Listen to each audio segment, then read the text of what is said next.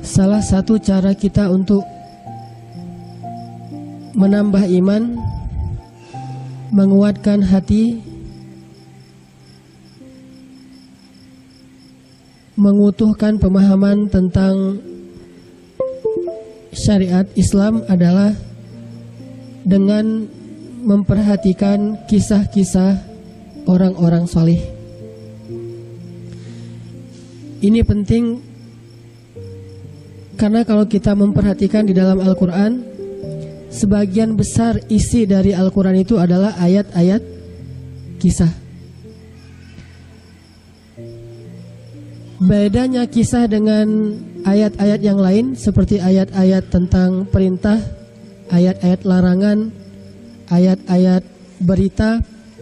Kalau kisah ini langsung menyuguhkan kepada kita tentang inspirasi yang praktis, apa yang disebut dengan Shiratul Mustaqim. Tidak dalam tataran teori, tapi langsung gambaran yang jelas. Sehingga Allah suka menyampaikan suatu pesan kepada kita di dalam Al-Quran melalui kisah. Ketika Allah berbicara tentang seperti apa sih idealnya pemuda, Allah langsung kisahkan Ashabul Kahfi. Atau di surat yang sama Allah langsung kisahkan kisah seorang pemuda yang belajar kepada Nabi Musa, namanya Yusha.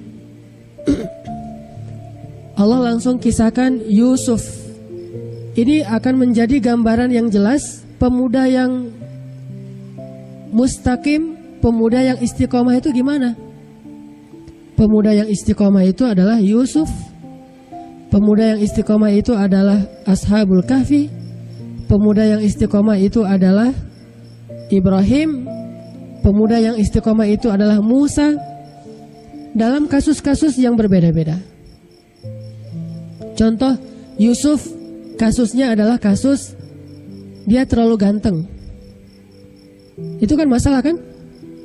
Masalah nggak terlalu ganteng? Terlalu biasa masalah, saya nggak bilang jelek ya. Terlalu biasa masalah, terlalu ganteng lebih masalah lagi tuh. Di Dubai itu ada seorang laki-laki yang cenah, yang katanya dideportasi dari Dubai gara-gara terlalu ganteng. Siapa namanya? Pura-pura nggak tahu. Umar.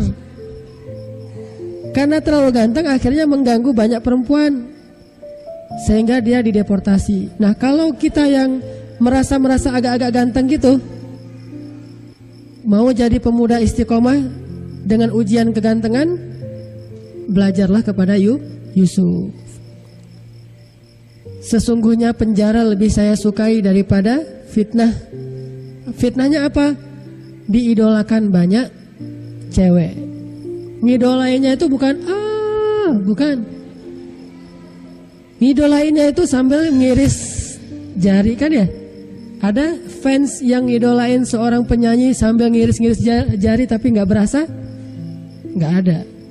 Berarti fansnya para artis itu belum apa-apa dibandingkan fansnya Yusuf.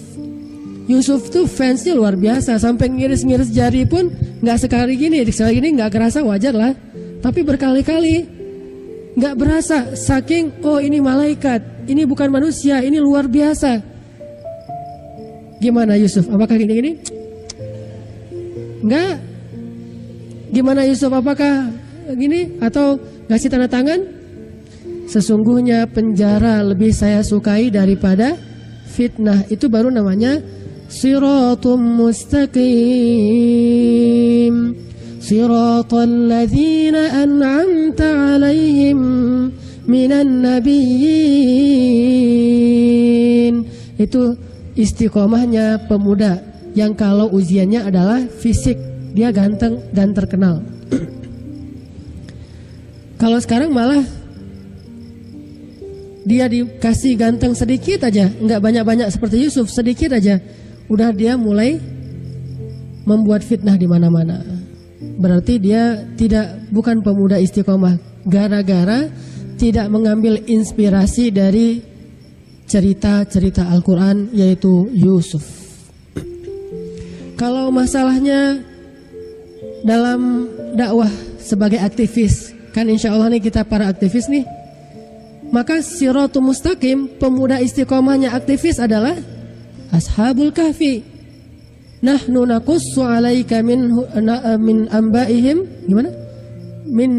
Nahnu naqussu 'alaika naba'ahum bil haqq innahum fityatun amanu bi rabbihim wazidnahum huda warabatna 'ala qulubihim. Apa Siratul Mustaqim mereka? Warabatna 'ala qulubihim. Selalu ribat. Apa ribat itu? Teguh. Apapun ujiannya tidak goyah, itu ribat. Dan ribat ini teguhnya nggak sendiri. Kalau sendiri sabat. Kalau personal namanya sabat. Kalau jamaah kolosal namanya ribat.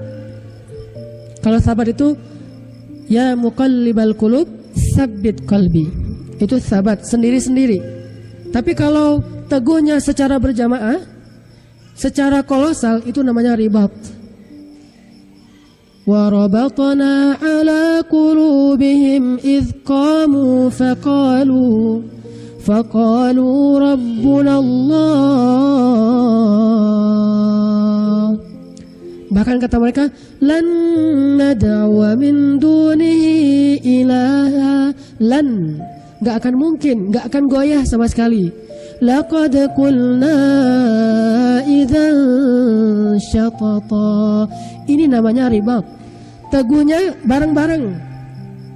Kalau dalam bahasa akhir surat An-Nisa itu, akhir surat Ali Imran itu, ya ayyuhalladzina amanu isbiru wasabiru warabitu.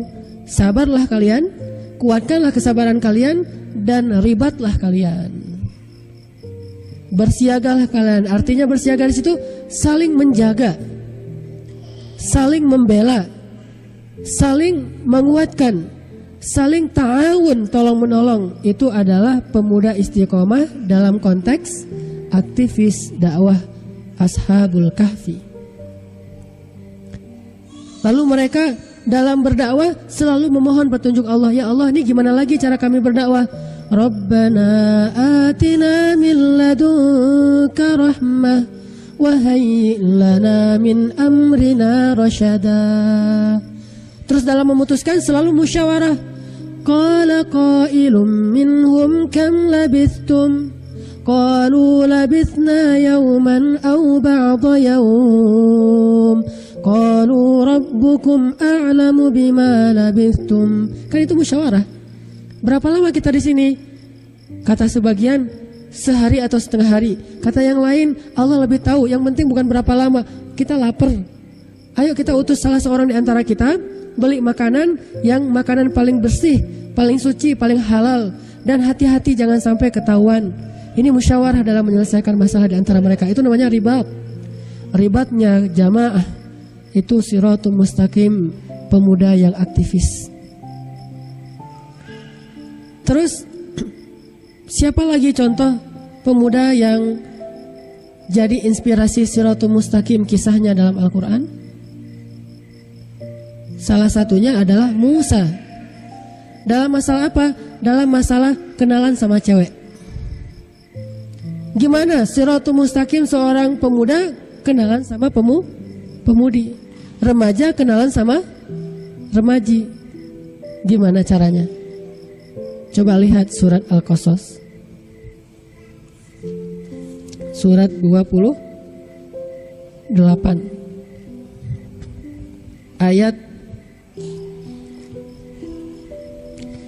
23. Kita tilawah surat 28 ayat 23.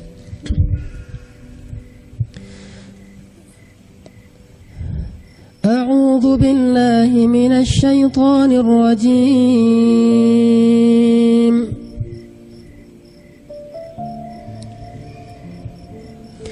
Bismillahirrahmanirrahim.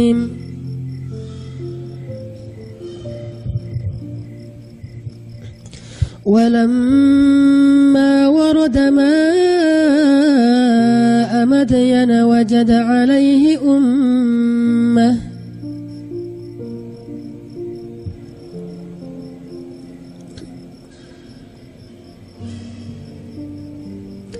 وجد عليه أمة من الناس يسقون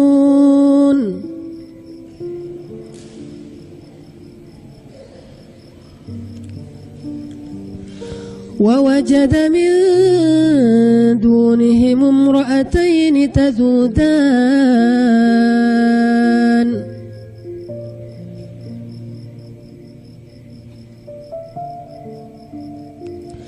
قال ما خطبكما قالتا لا نسقي حتى يصدر الرعاء وأبونا شيخ كبير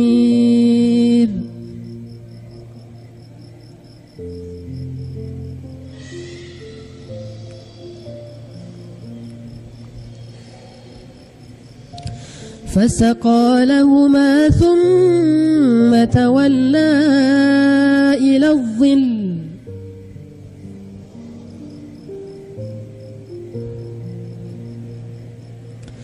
فقال رب إني لما أنزلت إلي من خير فقير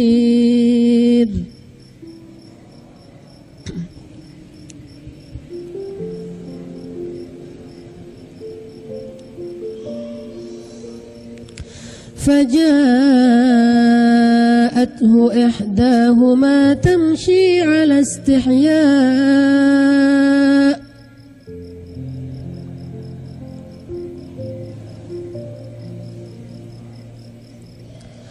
قالت إن أبي يدعوك ليجزيك أجر ما سقيت لنا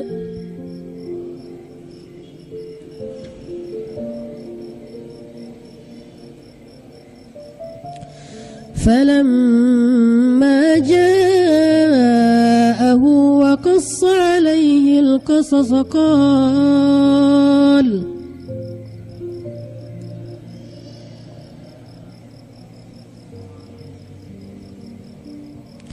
وقص عليه القصص قال لا تخف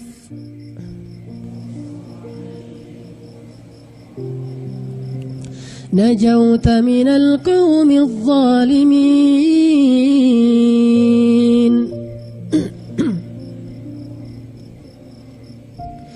قالت إحداهما يا أبت استأجره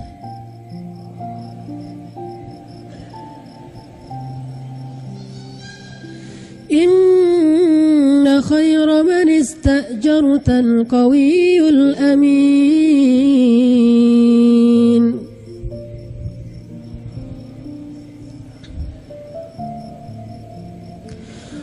قال إني أريد أن أنكحك إحدى ابنتي هاتين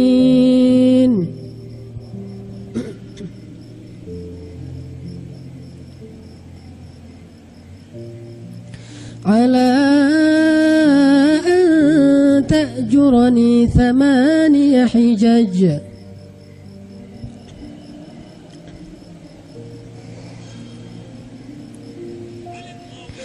فإن أتممت 10 فمن عندك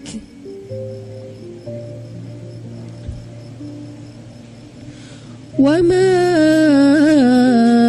أريد أن أشق عليك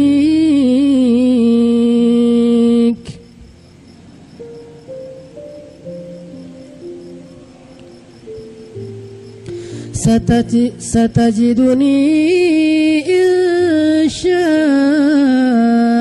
الله من الصالحين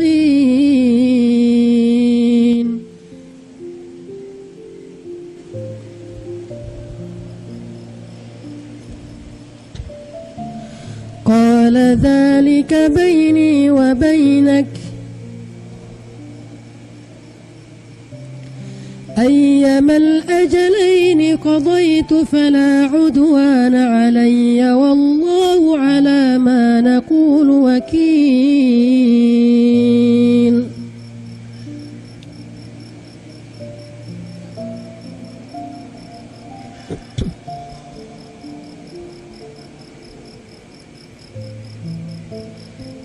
Dan ketika Musa sampai di sumber air negeri Madian, dia menjumpai di sana sekumpulan orang yang sedang memberi minum ternak-ternak mereka. Dan dia menjumpai di belakang orang-orang banyak itu ada dua perempuan sedang menambat ternak mereka. Musa bertanya, "Ada apa?" Kedua perempuan itu menjawab, "Kami tidak bisa memberi minuman ternak-ternak kami sebelum penggembala-penggembala itu memulangkan ternak-ternak mereka. Sedangkan ayah kami adalah seorang laki-laki yang sudah lanjut usia." Kemudian Musa pun menolong mereka dengan memberi minum kepada ternak-ternak perempuan-perempuan itu. Setelahnya Musa kembali berteduh di bawah pohon dan berdoa, "Ya Rabbi, sesungguhnya aku sangat memerlukan sesuatu kebaikan yang Engkau turunkan kepadaku." Tiba-tiba datanglah kepada Musa salah seorang dari kedua perempuan tadi, berjalan sambil malu-malu. Ia berkata, "Sesungguhnya ayahku mengundangmu untuk memberi balasan sebagai imbalan atas kebaikanmu tadi memberi minuman ternak-ternak kami." Lalu ketika Musa mendatangi ayahnya dan Musa menceritakan kepadanya kisah mengenai dirinya, maka ayah perempuan tadi berkata, "Jangan takut wahai anak muda, engkau telah selamat dari orang-orang yang zalim itu." Lalu salah seorang dari kedua perempuan itu berkata, "Wahai ayah, jadikanlah pemuda itu sebagai pekerja pada kita. Sesungguhnya pekerja yang paling baik itu adalah yang kuat dan yang dapat dipercaya." Ayah mereka berkata, "Aku ingin menikahkan engkau dengan salah seorang dari putriku. Dengan mahar, engkau bekerja kepadaku selama 8 tahun, dan jika engkau sempurnakan 10 tahun, itu adalah kebaikan darimu. Aku tidak ingin memberatkanmu. Insya Allah, engkau akan mendapati aku termasuk orang yang baik." Musa menjawab, "Baiklah, itu perjanjian antara aku dengan engkau. Yang mana saja dari kedua waktu yang ditentukan itu aku sempurnakan, maka tidak ada lagi tuntutan tambahan bagi diriku, dan Allah menjadi saksi atas apa yang kita ucapkan."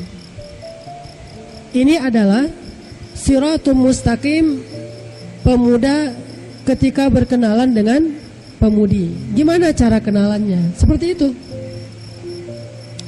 Kemarin ada seorang akhwat pernah sekali apa 2 kali ngaji di sini. Dan alhamdulillah kemarin hari Sabtu baru melangsungkan akad nikah. Kenalannya sekitar sebulan apa 2 bulan yang lalu. Kenalannya hari Sabtu, khitbahnya hari Minggu. Jadi baru kenalan hari ini, besok udah khitbah. Sebetulnya mereka itu udah pernah satu SMP, cuma di SMP nggak kenal, karena kan banyak kelas tuh.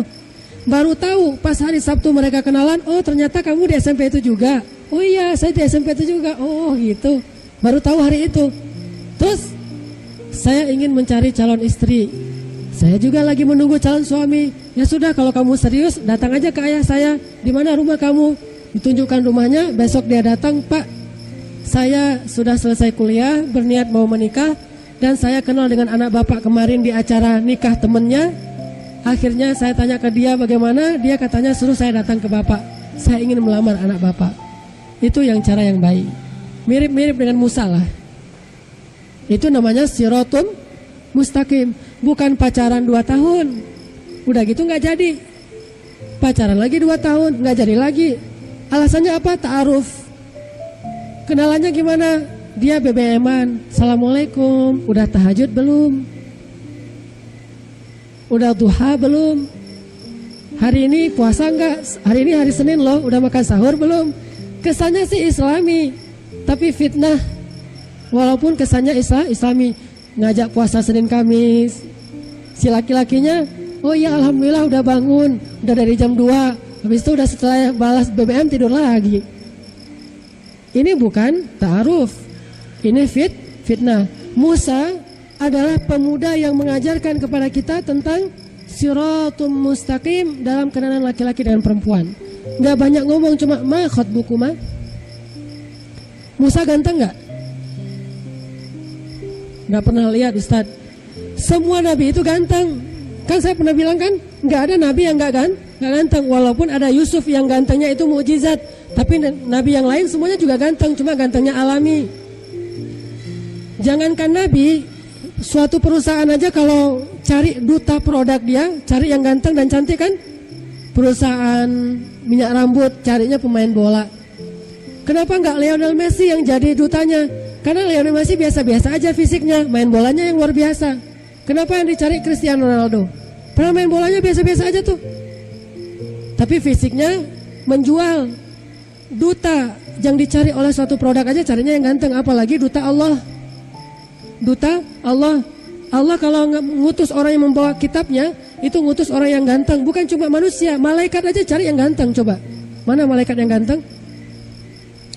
Fi suhufim mukarramah marfu'atin mutahharah bi aidi safarah kiramin bararah.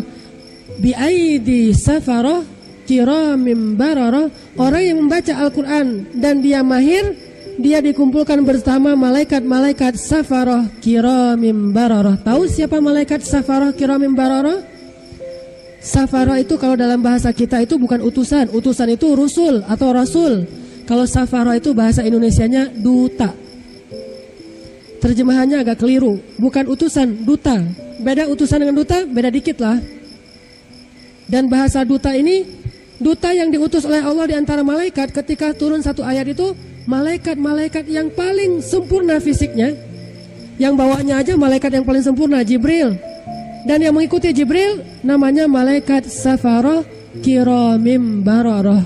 Begitu juga yang membawa kitab-kitab di bumi adalah para rasul safarah kiramim bararah. Makanya semua nabi itu ganteng. Musa lagi istirahat, Musa itu terkenal gantengnya. Bahkan nanti ada kisah tentang orang Yahudi yang menuduh Nabi Musa itu kok kalau pakai pakaian itu tutup semua. Dia pakai sorban nggak pernah terbuka. Nabi Muhammad juga kan selalu pakai sorbannya, jarang buka sorban. Terus baju jubahnya tertutup. Kata orang Yahudi, Musa itu punya penyakit kulit. Dia banyak penyakit di tubuhnya, makanya dia tutup. Akhirnya suatu ketika Nabi Musa sedang mandi di sebuah oasis dan membuka bajunya, sehingga terlihatlah dada beliau, terlihatlah badan beliau yang tegak, yang bagus, atletis. Malaikat ngambil baju Nabi Musa. Ini mirip dengan cerita-cerita dongeng nih. Lagi mandi di kali, diambil bajunya kan ya. Kalau ini mungkin dongeng Indonesia itu ngambilnya dari cerita Nabi Musa, dan ini ceritanya benar.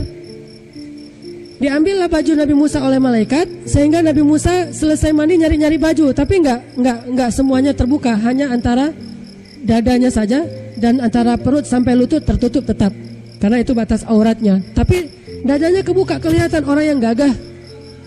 Kemudian Nabi Musa lagi nyari-nyari baju, ada lewat pemuda Yahudi dan melihat ternyata tubuh Nabi Musa itu keren banget.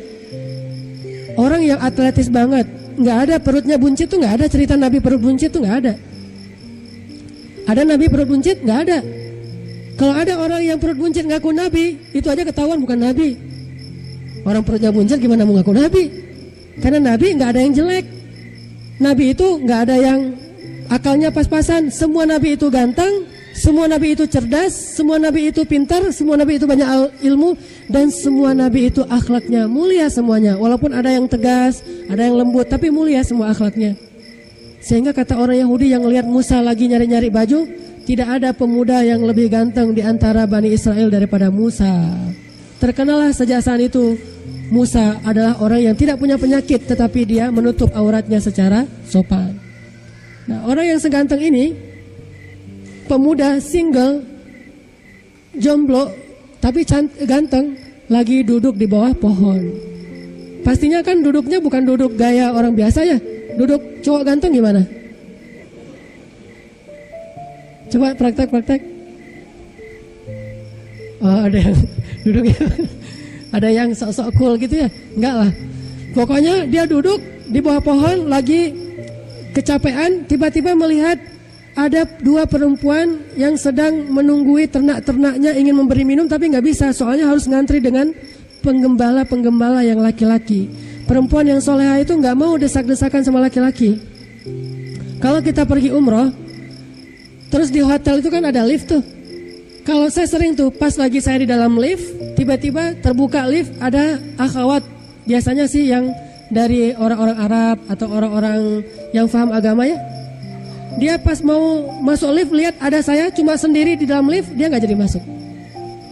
Nggak mau berdesak-desakan. Padahal nggak berdesak-desakan, nggak enak gitu. Bukannya nggak boleh, kalau di lift mungkin boleh-boleh aja lah. Tetapi masalahnya nggak enak, dia malu. Sifat malunya itu besar.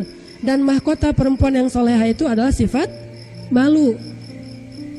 Nggak usah khawatir malu-maluin, emang malu. Itu mahkotanya. Sehingga dia berdiri paling belakang, yang laki-lakinya itu pada ngambil air untuk ternak-ternak mereka. Mau nunggu berapa lama? Satu orang penggembala ternaknya bisa ratusan.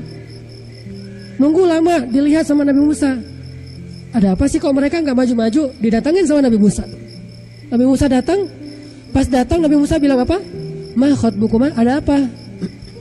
Coba bahasanya kan singkat jelas ya, nggak bertele-tele. Nggak boleh tukar pin nggak ada. Perempuannya pun nunggunya ngapain? Ya nunggu aja mereka. Nggak nunggu sambil pakai tongsis kan? Nunggu sambil nggak. Istihya, malu, nggak ada narsis-narsisan. Sekarang perempuan yang soleha itu seperti Maryam. Wadhkur fil kitabi Maryam idh tabadat min ahliha makanan syarqiyya. Dia lebih nyaman kalau dia tersembunyi daripada eksis. Tuh perempuan yang keren tuh, Siratul Mustaqim. Lebih nyaman kalau dia sembunyi, nggak banyak orang kenal daripada eksis. Dia lebih nyaman di PP-nya itu gambarnya bunga, gambarnya batu, gambarnya misalnya gunung, pokoknya pemandangan lah, daripada PP-nya gambar dia apa? Oke lah, wajah oke. Dia foto diri sendiri wajah, tapi nggak usah gini-gini amat lah, apalagi yang habis-habisan. Berarti ini nggak Maryam banget nih. Maryam itu fantabazat, dia menjauh, mengasingkan diri min ahliha, dari orang-orang, makanan syarqiyya, ke sebuah tempat di sebelah timur masjid. Bahkan di ayat yang lain qasiyya, yang jauh. Kenapa? Karena perempuan yang soleha itu lebih nyaman kalau dipinggit daripada kalau disuruh keluar. Dia nggak nyaman keluar rumah, lebih nyaman di dalam rumah. Ciri perempuan soleha yang menurut surat Ar-Rahman itu adalah hurum maqsuratun fil khiyam. Dia cantik, hurun, matanya lebar, cantik kan, simbol kecantikan. Dia cantik, tapi dia maqsuratun fil khiyam, nggak mau kelihatan orang. Coba, udah cantik nggak mau kelihatan orang, itu baru namanya perempuan Siratul Mustaqim. Belajar dari siapa? Belajar dari Maryam. Maryam itu cantik banget, tapi nggak mau kelihatan orang. Kalau ini nggak banget cantiknya, pengen kelihatan orang banyak. Padahal di PP-nya kalau orang lihat biasa-biasa aja, cuma dianya aja yang selfie. Merasa saya kok cantik banget sih, gitu ya. Jatuh cinta kepada diri sendiri. Perempuan yang soleha itu justru dia makin cantik, makin nggak mau kelihatan. Nah, calon istrinya Musa tuh kayak gitu tuh. Dia berdiri di belakang berdua dengan adiknya. Entah yang istri Musa, yang adiknya, entah yang kakaknya, nggak disebutkan. Pokoknya berdiri berdua dengan saudarinya. Dia aja berdua di belakang, nungguin kapan ya selesai ini penggembala-penggembala yang laki-laki, biar kita giliran. Datang Musa ke sana, ma khotbukuma, kenapa kalian? Ada apa gitu? Kata mereka, coba lihat. Qalata, kata mereka, la naski hatta yusdirar ri'a wa abuna syekhun kabir. Segitu aja. Panjang enggak? Sedikit. Kami enggak bisa ngasih minuman ternak dan ayah kami udah tua. Gitu doang. Enggak. Ada apa? Enggak ada apa-apa gitu. Padahal caper, ada SMS nyasar dibalas lagi, nanti pakai emotikonnya banyak gitu ya. Emotikonnya ada yang gini-gini, ada yang melet-melet keluar lidah, ada yang begini-begini, entah apa-apa aja keluar. Nggak ada caper sama sekali. Cuma mengatakan kami nggak bisa ngasih minuman ternak karena ayah kami udah tua. Udah segitu doang. Apakah ini dianggap sadis? Banyak kadang-kadang orang yang nggak ngerti ya. Ketika si akhwatnya ngomongnya agak serius, nggak menatap wajah secara terus-menerus sesekali aja. Terus juga kalau ngomongnya nggak ada senyum yang terlalu berlebihan, dianggap sombong banget. Itu bukan sombong, itu yang disebut dengan wanita siratul mustaqim. Perempuan istiqomah tuh gitu tuh. Kalau yang kalau yang dia tersenyum atau ini bukan juga nggak istiqomah, nggak. Boleh-boleh aja selama tidak berlebihan. Jangan juga berarti yang senyum-senyum, yang mungkin dia ramah, berarti dia orangnya nggak soleh. Belum tentu juga. Tetapi kalau kita lihat ikonnya di Al-Quran, kisah-kisahnya rata-rata kayak gitu tuh. Kami nggak bisa memberi minuman ternak dan bapak kami udah tua. Segitu aja. Apakah dilarang laki-laki ketemu dengan perempuan berbicara? Nggak dilarang. Apakah harus pakai hijab? Nggak harus pakai hijab. Istilah pakai hijab kayak gini nih di dalam masjid, ini baru ada setelah zaman Nabi. Di Masjid Nabawi ada hijab? Nggak ada hijab. Di masa Rasul di Masjid Nabawi itu nggak ada hijab.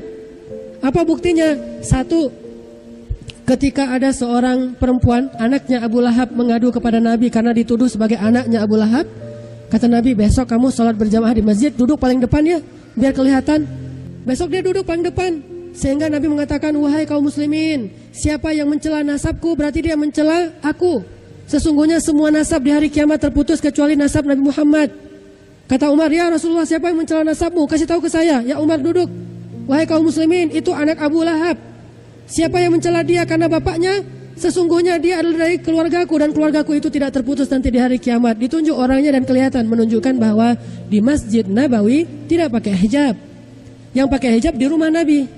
Kenapa? Khusus istri-istri Nabi. Kalau kalian bertanya kepada istri-istri Nabi, bertanyalah waraul hijab, di balik hijab. Itu pun gara-gara Tolha jatuh cinta kepada Aisyah.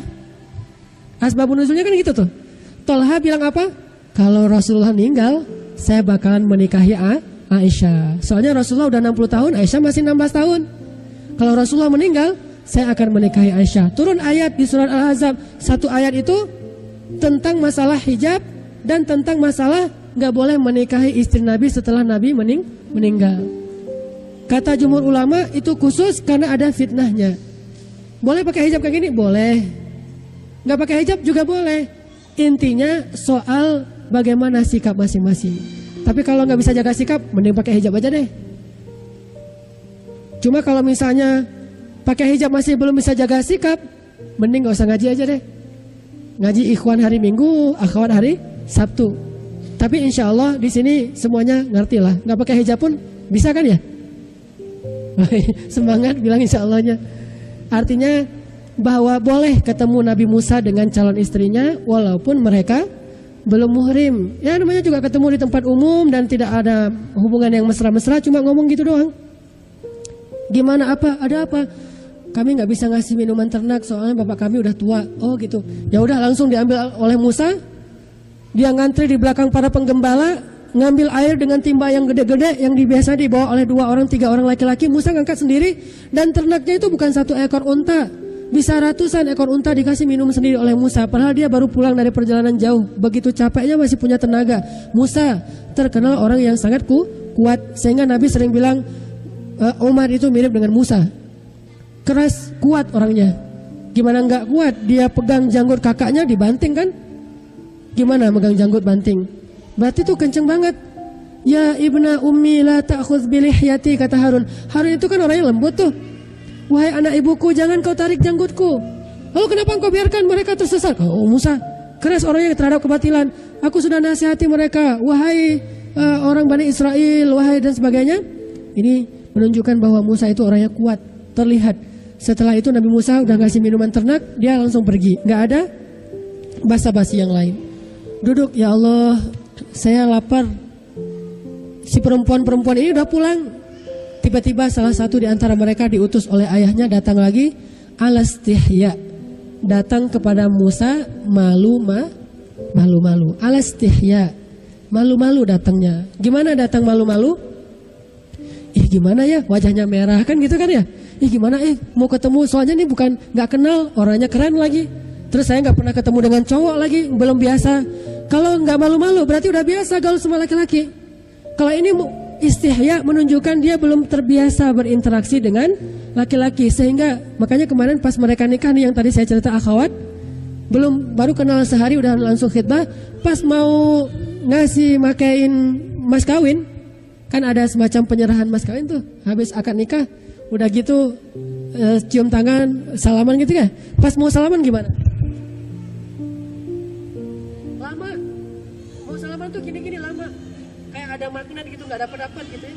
Lama gini, gimana rasanya? Aduh, gimana tuh rasanya tuh? Tuh luar biasa. Ini istihya. Ini perempuan yang siratul mustaqim. Mau salaman sama suaminya aja di depan umum, karena belum pernah megang tangan laki-laki, itu malu-malu, lama mau megang tangan tuh. Yang laki-laki juga sama. Akhirnya pas salaman, kakunya minta ampun. Tapi di situ ketahuan betapa mereka menjaga diri. Ini baru namanya siratul Musa, jalannya Musa dan jalannya istri Musa. Sehingga ketika dia mau menemui Musa, tamshi alal istihya, dia berjalan malu-malu, ragu-ragu. Gimana ini caranya? Gimana ngomongnya ya? Pas dia sampai di depan Musa, baru dia ngomong, sesungguhnya bapak saya mengundang kamu untuk ngasih ujroh.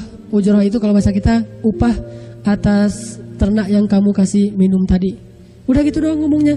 Akhirnya, oh ya sudah, Musa pergi. Jalannya gimana? Musa di depan, perempuan ini di belakang. Jalannya nggak bareng, nggak pakai daun pisang, hujan. Itu mahnya tenggelamnya kapal Van der Wijk ya. Nggak gitu-gitu amat. Saya dulu waktu SMP 3 kali khatam baca buku tenggelamnya kapal Van der Wijk, karena saya senang sastra, jadi saya belajar dari Hamka. Kalau di versi bukunya pakai daun pisang, kalau versi filmnya pakai payung tradisional. Nggak ada pakai daun-daun pisang, jalan deket-deketan, nggak ada. Yang satu di depan, satu di belakang. Karena makruh perempuan jalan di depan, laki-laki di belakang. Apalagi naik turun tangga, makruh, bukan haram sih, tergantung kondisi. Apalagi kalau laki-lakinya nggak bisa jaga pandangan, sehingga si Nabi Musanya di depan, perempuannya di belakang. Nggak apa-apa kalau laki-laki di depan.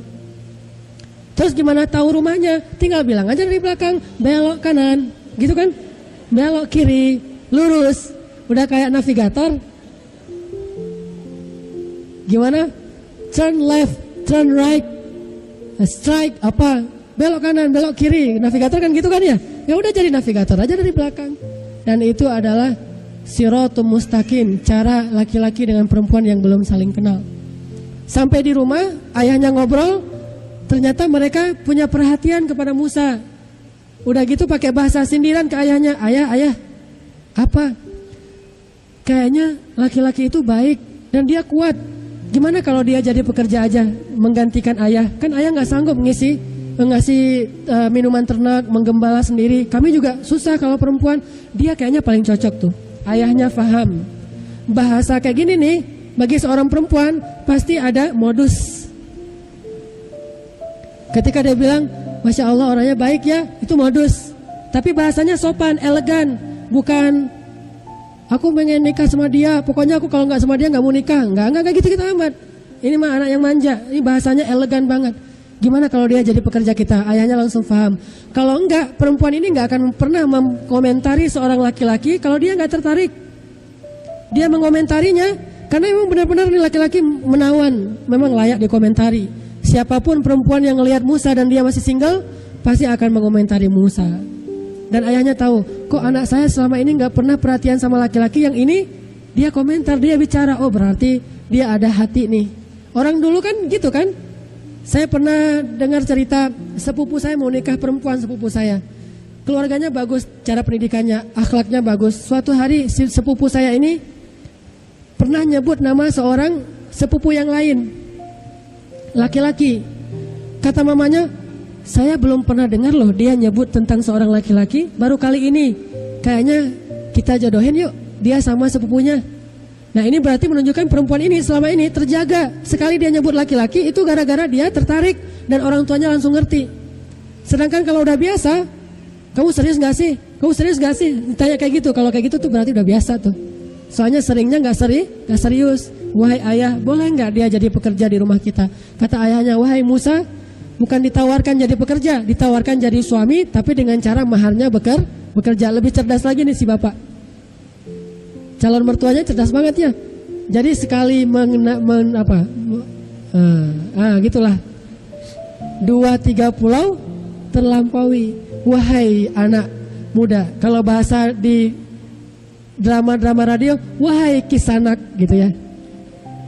Maukah engkau menikah dengan putriku? Sesungguhnya kami ini orang baik, kan gitu kata dia. Sesungguhnya kami ini orang baik, maksudnya sesungguhnya aku dan putri-putriku ini orang yang terjaga. Putriku itu bukan orang-orang yang sembarangan, bukan perempuan yang biasa. Dia orang yang aku jaga sejak dia kecil. Maukah engkau menikah dengan putriku? Dengan mahar bekerja selama 8 tahun atau 10 tahun, terserah kamu. Terserahnya 8 atau 10. Kalau terserahnya 1 tahun atau 2 tahun masih mending. 8 tahun atau 10 tahun, berat juga nih maharnya. Menunjukkan apa? Perempuannya tuh keren juga nih. Makanya Musa mau. Kalau enggak Musa enggak mau juga. Kalau enggak karena perempuannya nih cantik, solehah, anak orang yang mulia. Sehingga Musa 8 tahun pun ya enggak apa-apalah. Sengsara membawa nikmat. 8 tahun kerja dulu, selesai itu nanti bisa mendapatkan istri yang soleha, yang mendampingi Musa dalam perjuangan dakwah. Karena kalau bukan istri yang soleha, enggak sanggup mengarungi perjalanan dakwah yang berat. Nabi sanggup berada di Mekah 13 tahun dengan dakwah yang luar biasa berat karena siapa? Khadijah. Belum ada Aisyah. Aisyah mungkin gak bisa menggantikan Khadijah dalam urusan-urusan di Mekah. Makanya Allah takdirkan Aisyah itu munculnya di Madinah. Ketika Islam udah jauh lebih mudah. Tapi ketika di Mekah bukan Aisyah yang mendampingi Rasulullah, tapi Khadijah. Dathiruni, zammiluni. Itu kata siapa? Kata Rasul ke Khadijah. Kata Allah, ketika Khadijah menyelimuti Rasulullah, membuat Rasulullah nyaman banget tidurnya, datanglah Allah mengatakan, ya ayyuhal muddathir. Pergi lagi Nabi berdakwah, pulang-pulang, zammiluni, selimutin saya. Kecewa, sedih, diselimutin sama Khadijah, ya ayyuhal muzammil. Ini menunjukkan bahwa butuh perempuan yang luar biasa mengerti tentang agama, faham dakwah, loyal terhadap agama untuk menguatkan seorang laki-laki dalam gerak dakwahnya di luar rumah. Karena itu berat. Kalau enggak dia enggak akan kuat. Gimana dia akan konsen dengan umat kalau masalah rumah tangganya aja berat banget, banyak yang harus diurus. Gimana konsen di luar? Makanya ketika istri Nabi Ismail itu banyak ngeluh, apa kata Ibrahim? Masih ingat ceritanya? Masih ingat? Nabi Ibrahim pernah datang ke rumah Ismail. Waktu itu Nabi Ismail punya istri yang suka mengeluh. Nabi Ismail lagi berburu, kan Nabi Ismail ini sniper ya, hunter ya, pemburu, dia penembak. Nah ketika Ibrahim datang, bagaimana keadaan kalian wahai anakku? Kata istri Ismail, ya ginilah. Pokoknya Ismail itu bukan orang kaya, hartanya gak terlalu banyak, kami juga rezekinya pas-pasan, hidupnya kesulitan, pokoknya serba susah lah. Kalau bahasa sekarang harga cabai naik, terus dolar makin mahal, ini susah itu susah, di mana-mana macet, pokoknya ngeluh aja kerjaannya. Terus kata Ibrahim, ya sudah kalau Ismail pulang salam ya, dan bilang ke dia agar mengganti talang pintu rumahnya. Pulang Ismail. Kata istrinya, tadi ada orang tua datang, dia nanya-nanya tentang kamu dan tentang kehidupan kita. Ya aku bilang aja apa adanya. Terus kata dia apa? Kata dia, salam buat kamu, dan bilang suruh ganti talang pintu rumah. Perasaan talang pintu rumah gak ada yang rusak. Istrinya gak ngerti. Apa kata Ismail? Tahukah kamu siapa dia? Dia ayahku Ibrahim, yang Allah beri wahyu kepadanya. Dan tahukah apa maksudnya? Dia menyuruh aku menceraikan kamu dengan cara baik-baik. Diceraikan istri pertama, dibawa pulang ke orang tuanya, nikah lagi. Datang lagi Ibrahim. Ini ceritanya singkat-singkat ya, kan panjang ceritanya nih. Datang lagi Ibrahim, gimana keadaan kalian wahai anakku? Alhamdulillah, Allah baik banget pada kami. Ismail itu seorang suami yang soleh, suami yang luar biasa, dan aku bahagia. Pokoknya baik aja bersyukur. Kata Ibrahim, salam ya ke Ismail, kalau dia pulang bilang dia nggak perlu lagi mengganti talang pintu rumahnya. Artinya apa? Butuh seorang perempuan yang luar biasa agar bisa menjadi seorang laki-laki yang luar biasa. Makanya Musa tahu siapa calon istri di antara dua perempuan yang mau dinikahinya ini. Oh, ini yang cocok untuk menjadi pendamping hidup saya. Saya seorang yang terbuang di Sulawesi, di Makassar saya dianggap orang Padang, di Padang saya dianggap orang Makassar. Saya adalah orang yang terbuang, kan gitu ya kurang lebihnya. Artinya saya terbuang dari Mesir. Di Mesir saya dianggap orang Madian, di Madian saya dianggap orang Mesir. Butuh seorang perempuan yang keren banget nih. Cinta the first love dan endless love. Cinta pertama dan cinta abadi. Akhirnya diterima, menikah. Dan terbukti solehnya perempuan ini gak pernah ngeluh. Ikut bersama Musa dalam suka dan duka. Salah satu adegan dukanya apa? Ketika mereka berada di Bukit Tursaina, direkam di awal surat Toha. Katanya, Kusu, tunggu kalian di sini. Aku melihat inni anastu nara la'alli atikum minha biqabasin au ajidu 'alan nari huda. Ditinggallah istri dan anaknya dalam keadaan kedinginan. Istri dan anaknya gak mengeluh. Ini adalah siratum mustaqim dari seorang nabi yang bernama Musa alaihissalam, pemuda. Coba kita buka akhir surat Hud, surat 11.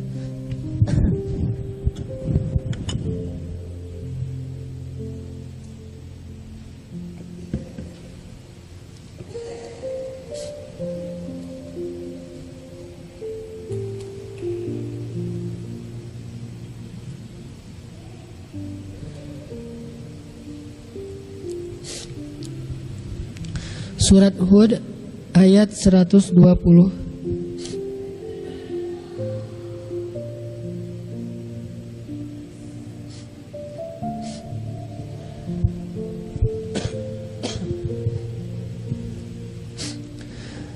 Bismillahirrahmanirrahim.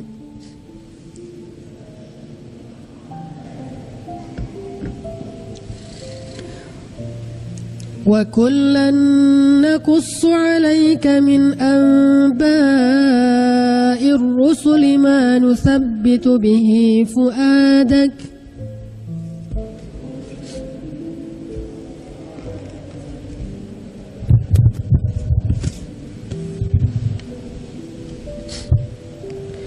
وَجَاءَكَ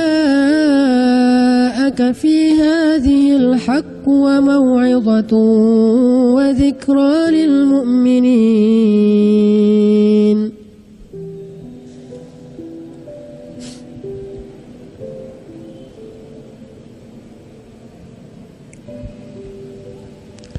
Dan semua kisah Rasul-Rasul kami ceritakan kepadamu Muhammad, agar dengannya kami teguhkan hatimu, dan di dalamnya telah diberikan kepadamu kebenaran, nasihat, serta peringatan bagi orang-orang yang beriman.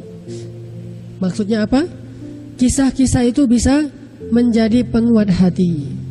Penting bagi kita untuk memahami kisah sedalam mungkin.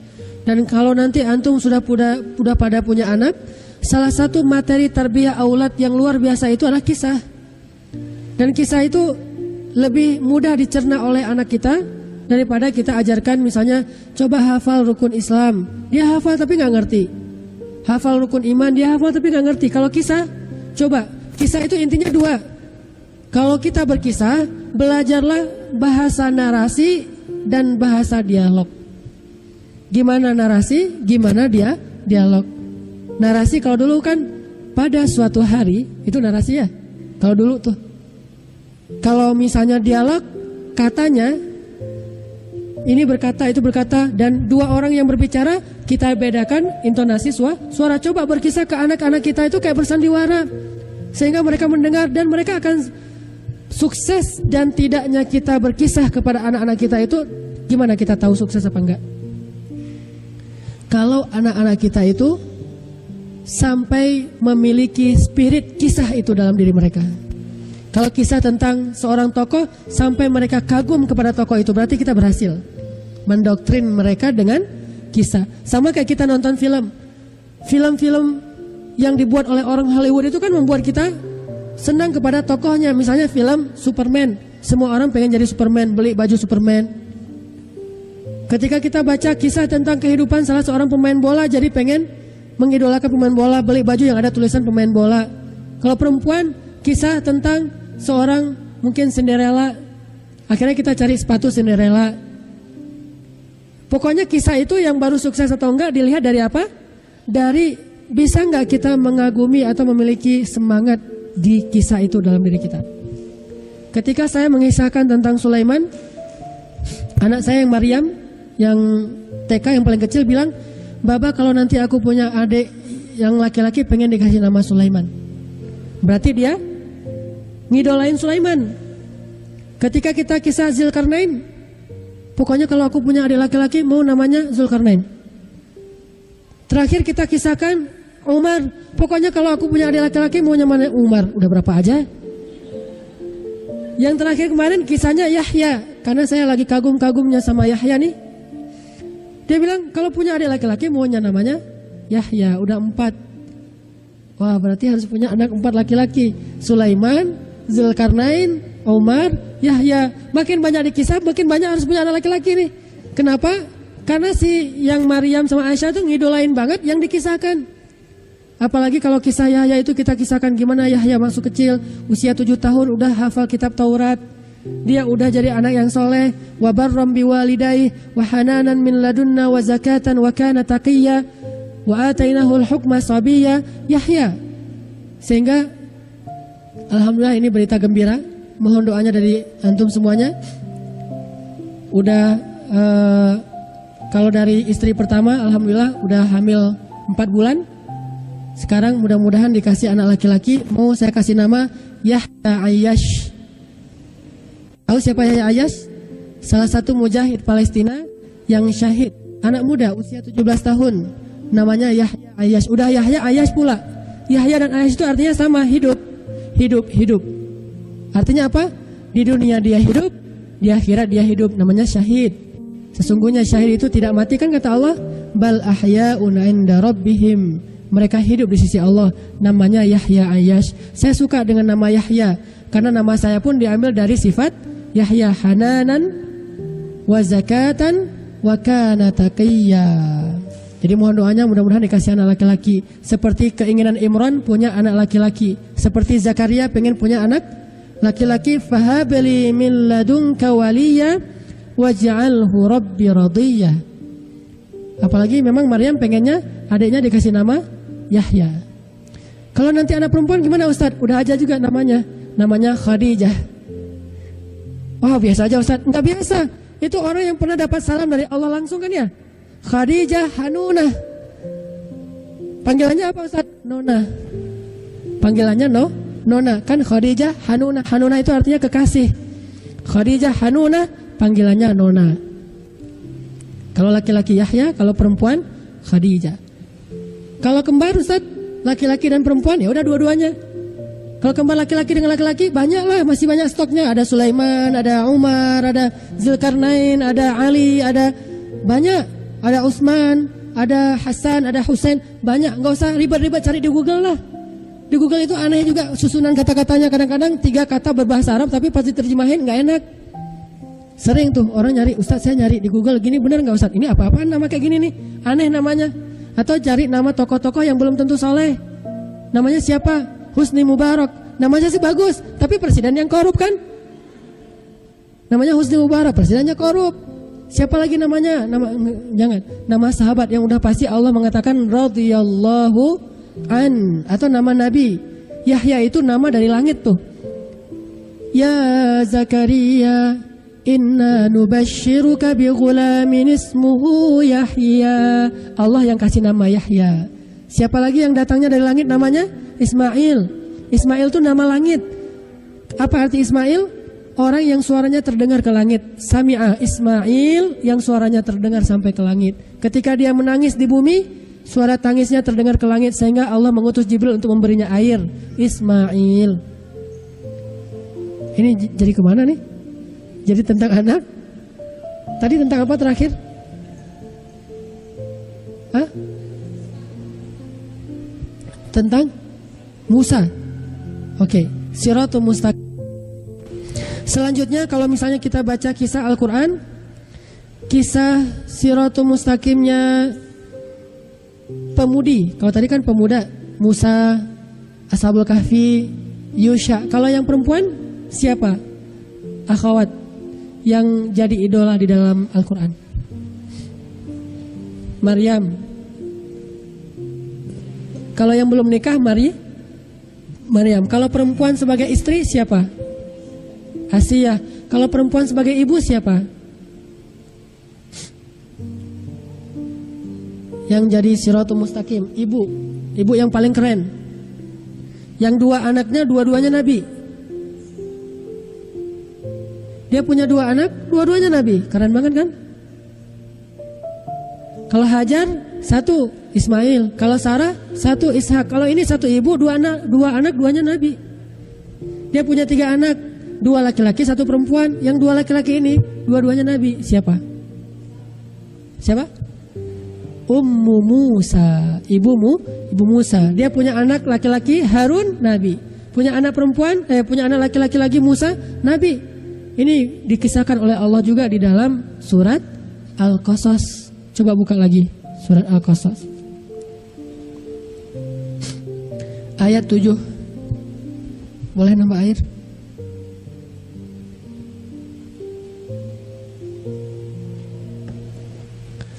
وأوحينا إلى أم موسى أن أرضعيه فإذا خفت عليه فألقيه في اليم ولا تخافي ولا تحزني إنا رادوه إليك وجاعلوه من المرسلين. Sampai kepada kalimat ayat 10. Wa asbaha fuadu ummi Musa farigha. Terus Allah katakan sampai di kalimat ayat 13, faradadnahu ila ummihi kay taqarra 'ainuha wa la tahzan. Begitu baiknya Allah kepada ibu Musa sampai menganugerahi dari rahim beliau yang mulia ini muncul 2 nabi. Gimana enggak mulia rahim yang dari rahim itu muncul dua nabi. 2 hafiz saja tuh keren banget. Dari satu rahim muncul 2 hafiz, itu keren. Bukan cuma hafiz, ulama sekelas Imam Asy-Syafi'i itu keren. Apalagi 2 nabi, dan nabi itu bukan orang biasa. Maka inilah ibu yang luar biasa yang jadi inspirasi bagi perempuan-perempuan soleha. Kalau mau punya anak, bercita-citalah seperti ibu Musa, punya anak yang luar biasa solehnya, bahkan hampir setingkat para anbiya. Hanya karena dia tidak dapat wahyu, tetapi dia pewarisnya para anbiya. Siapa pewaris anbiya? Al-ulama warasatul anbiya. Para ulama itu pewaris anbiya. Ibu Musa.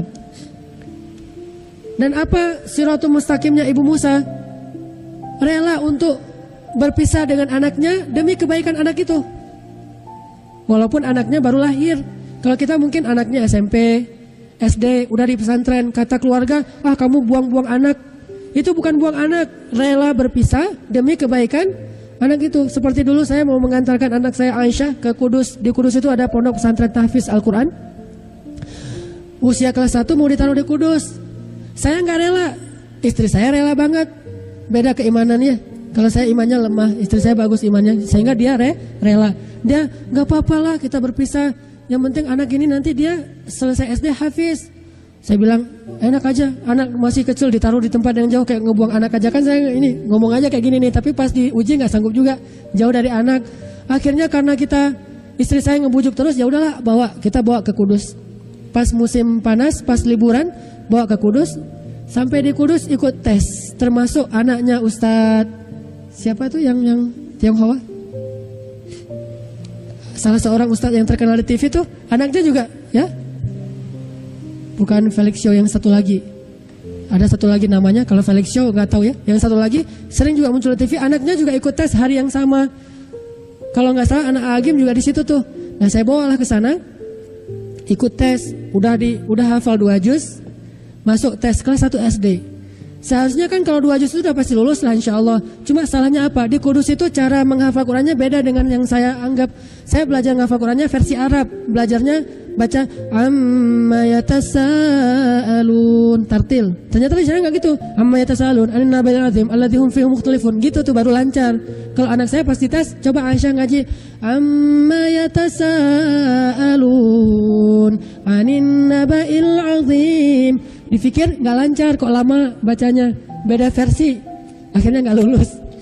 Pas nggak lulus, saya senyum-senyum banyak sendiri, dalam hati alhamdulillah.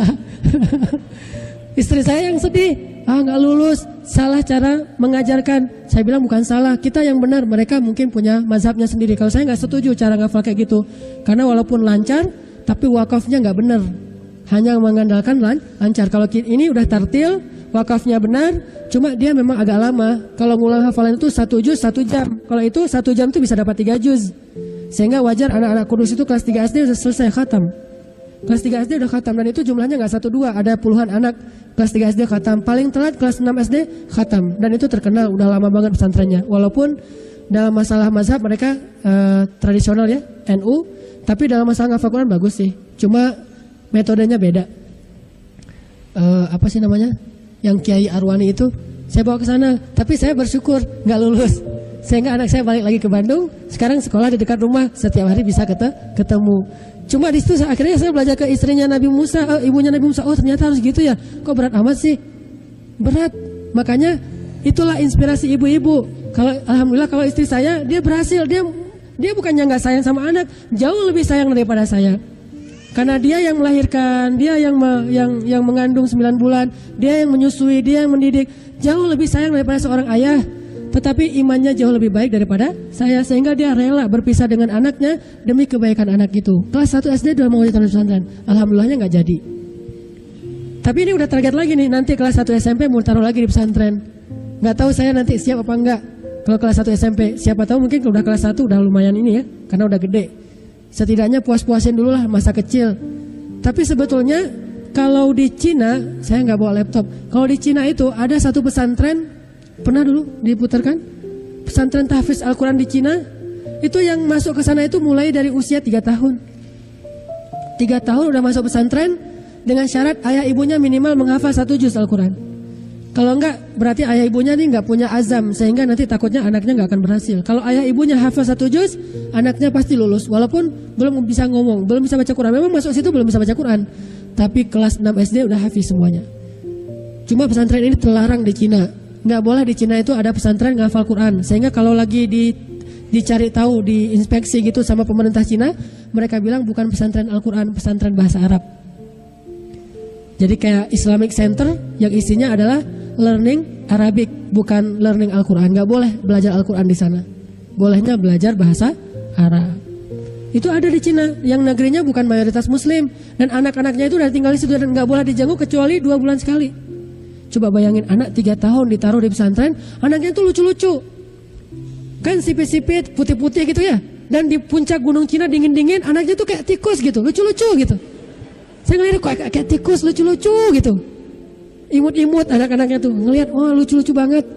Dan mereka semuanya kalau ngomong, saya ada satu adegan bilang Sadaqallahul Azim, dia baca Al-Quran, idza zulzilatil ardu zilzalaha, dengan logat Cina pas Sadaqallahul Azim wa. Nggak tahu kenapa begitu gitu, gaya orang Cina ngaji gitu.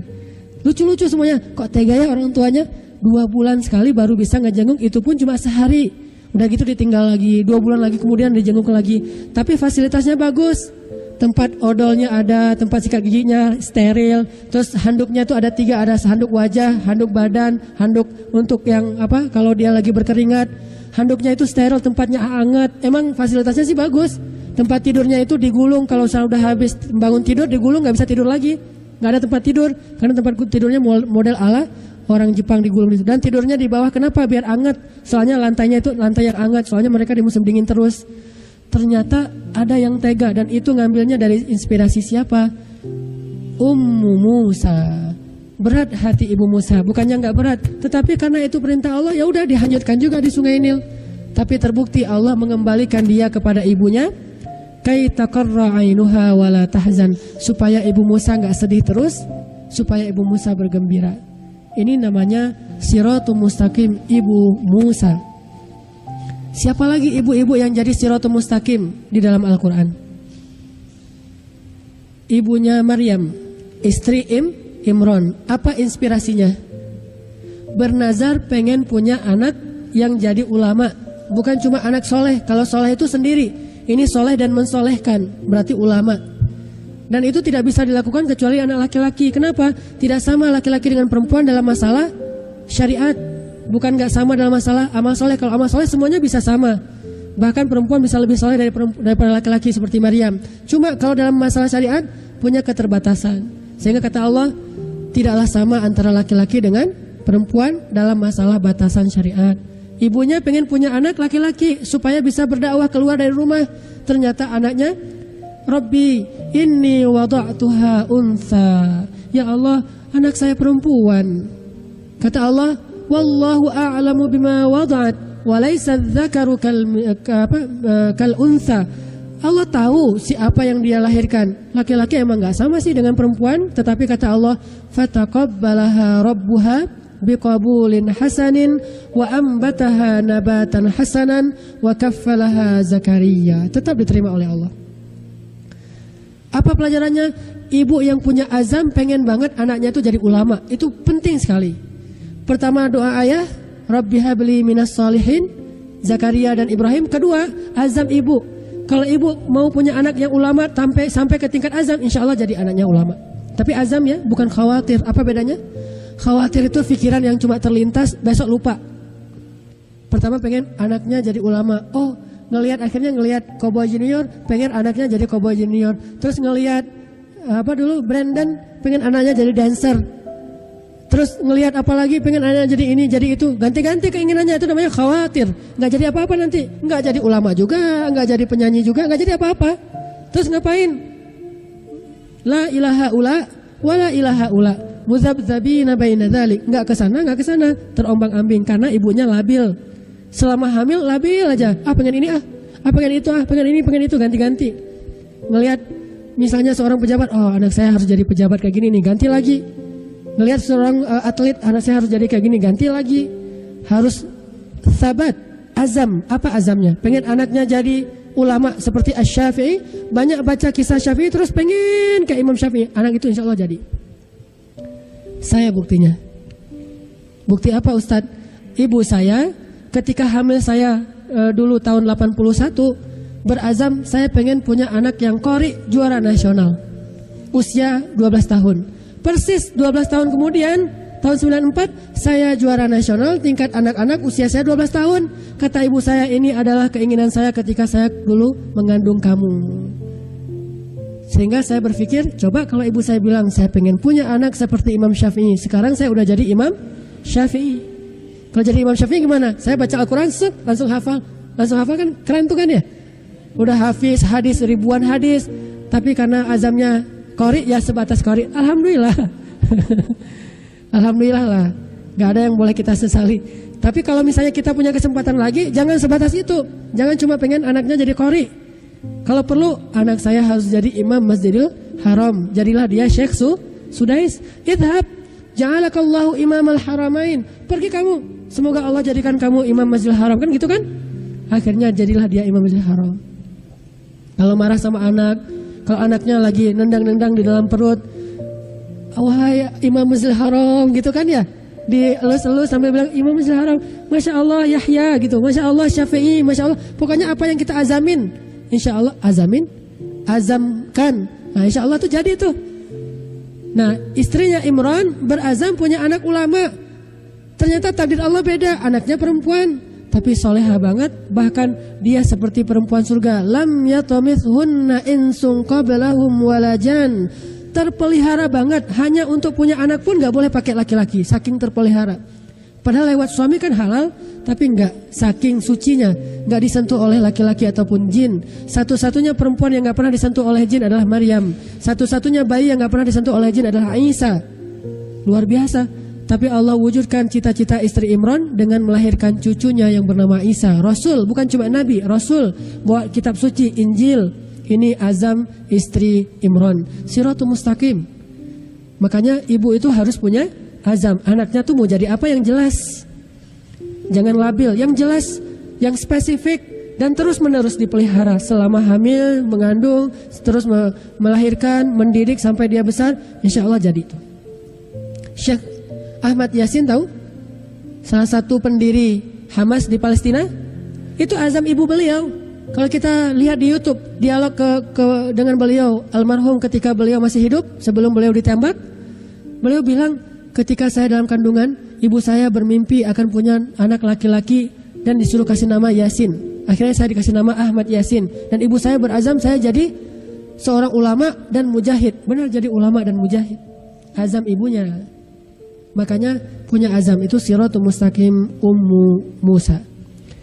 Intinya wahai ikhwati fillah, banyaklah baca kisah di dalam Al-Quran, karena pelajaran di dalam kisah itu sangat universal, tidak terhalang kita dari jarak dan waktu, karena kisah itu selalu bisa menginspirasi kita. Walaupun sudah terjadi 1000 tahun yang lalu, itu bukan halangan bagi kita. Kisah itu sangat universal, dan dia selalu bisa lebih mudah diserap daripada bahasa teori. Sehingga banyak baca kisah Al-Quran, Al-Hadis, dan riwayat-riwayat yang sahih. Setelah itu kisahkan kembali kepada anak-anak kita. Mudah-mudahan itu bisa mempermudah kita dalam tarbiyah di rumah tangga kita. Amin ya rabbal alamin. Barakallahu li wa lakum. Wassalamualaikum warahmatullahi wabarakatuh.